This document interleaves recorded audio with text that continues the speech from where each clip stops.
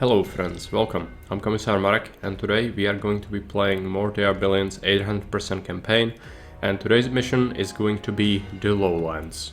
Probably the hardest early game or early campaign mission in 800%, especially because of its various quirks, which I'm gonna explain in detail in the command center. But just so you know, for now, there are a couple of upgrades that you could go for to make you be able to beat the swarms, as well as boost your soldiers a lot. As a life upgrade, armor upgrade, and damage upgrade later in the Tech 3. And we probably will want to pick those up, but not yet. We need to focus on other things. And so with the technology we have at the moment, I think we are as good as it gets, so that we need to go here now. I don't like it, I don't recommend it. In terms of like enjoyability, this mission is absolutely ball busting. It is one of the hardest you can get, especially since you don't have all the technology unlocked.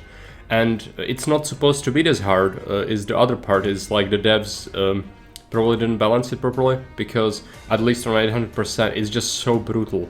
The other missions, even marked higher with skulls and difficulty, markings, are nearly not as this hard as this one is. It's just there's no comparison. You will see, and even if you follow exactly what I do, there is a possibility you will have to restart, and I'm sorry if that happens. This mission is just a killer. You need to follow the general guidelines I will outline for you, but if something happens that didn't happen for me, you need to improvise on the fly. But you should have the tools to deal with it if you follow what I do, because we build up some soldiers and then we use them to contain any sort of attack, and then use shocking towers to clear the swathes of land around our base. Because you start, and near your command center there are packs of runners and even executives relatively close by, and that can very easily over aggro and just run straight into your base if you try to use flexible defense and push out with rangers. It is just absolutely brutal. Not to mention the constrained terrain around your command center is going to cause tremendous difficulty with expansion, because the tracks are awkward to build on and around, and you also have the water, which is blocking a large part of normally open land near your command center. Since this mission is going to be so difficult, I'm gonna start a different way to explain the expansion, because normally I outline the final walls we have, but that's not really useful here because you wouldn't get to those milestones before clearing.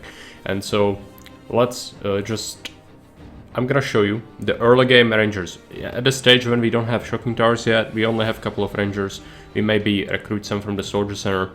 I'm gonna show you where I would not push past with my rangers, and that's gonna be outlined with yellow here. Then we need to sit on our resources, make some cottages, very space efficient housing, get some farms for food, but really pack our base so we can rush stone workshop and shocking tower. You will see the milestones in the mission itself. I'm gonna show you what day and hour you should have certain things, but as a general rule here, after we get that, we research the shocking tower. Since we got the 2 corpse recycling upgrades, we should have no problems with gold at all, which is why this mission is now relatively possible compared to before, where we would be starved for resources when doing this. And we will put a shocking tower at the western pass, because it's really hard to solidify with any other defense, and there is just so many enemies. So there's a quarry site there. It's gonna be really awkward to build it on. I used it as part of my wall. You can also use it as just, push your shocking tower a couple tiles more forward than I did to make it more safe. Maybe that would be recommended. For me it worked out, but if you have problems with that, maybe push it a bit further. So that's where the first shocking tower goes. Even before the first swarm is announced, we need to have this, so that we don't have to worry about this side, because the runner attacks, the random ones from all edges, will start to really put a strain on us, and flexible defense doesn't really work very well, because we don't have the space to fall back to if we get attacked by like overrunning group. We need to make sure that we have some soldiers to contain the risk, and then once we have that one shocking tower in the west, then we should go ahead and build another one in the northern section, and we will not be expanding past that. So that's gonna be like the final wall. But we want to focus our soldiers to the south and start clearing the map at that point. And this is how the final wall should look like. Something to note very early on is that I will be sending basically hour 1 or hour 0 when we start a game, pause it, build the tents, and then I will be sending a ranger to the west to aggro a lot of walkers and runners and make them path onto the tracks. So the train kills them, giving us money, because the train killing them gives you money as well. And also to slightly clear it, because it's just so packed that you need to at least alleviate some pressure off of yourself.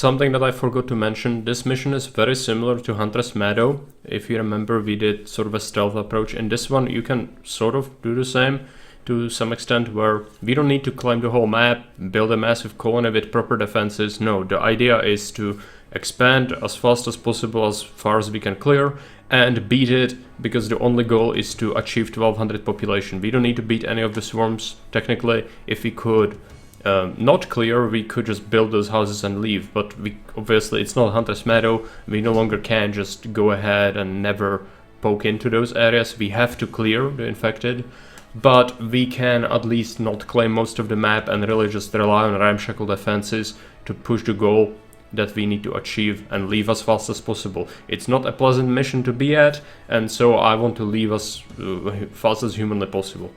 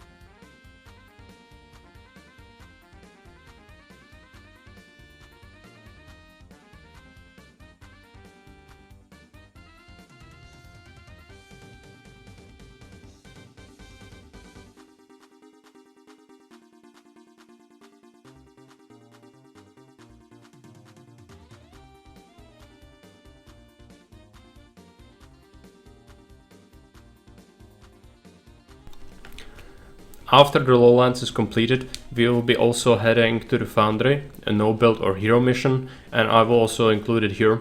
However, since it is relatively boring to play these no build missions, I will still play it on 800%, but I'll try to mix it up a little bit because I think that you probably don't want to just witness me shooting random Zeds for like an hour, which it took, because there is so many runners here. The only thing I will mention is that in this mission specifically, be careful about the environmental hazards. The fire from the lava is incredibly inconsistent, and sometimes even enemies run or walk through it will not hurt them, and other times they just barely touch it and they combust. So just don't count on it. And I was cutting it close in the mission itself. At one point I had 2 HP and no medkits. So just, you know, play it slower, safer, or play it on lower difficulty just to have a better time. If you insist on playing it on 800 such as I did, then just take it slow, and method is just to slowly clear, if possible kite them into the fire, but don't rely on it, never count on it, because otherwise you will get overrun. Don't go into positions where you can get surrounded easily, and after that's done we will have a treasure trove of research, which is going to be very useful, and I'll talk about that a little bit at the end.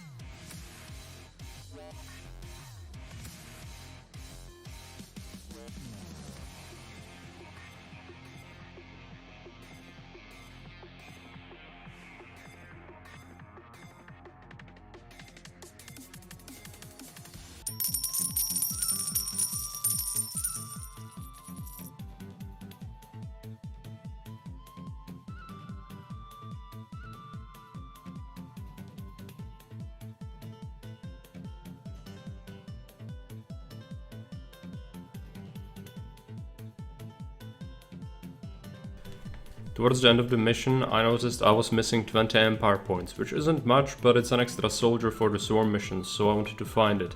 Well, look at this room. Tell me if you spot what it could be. Perhaps a book on the floor? Or one of the cabinets? No, we searched all of that before.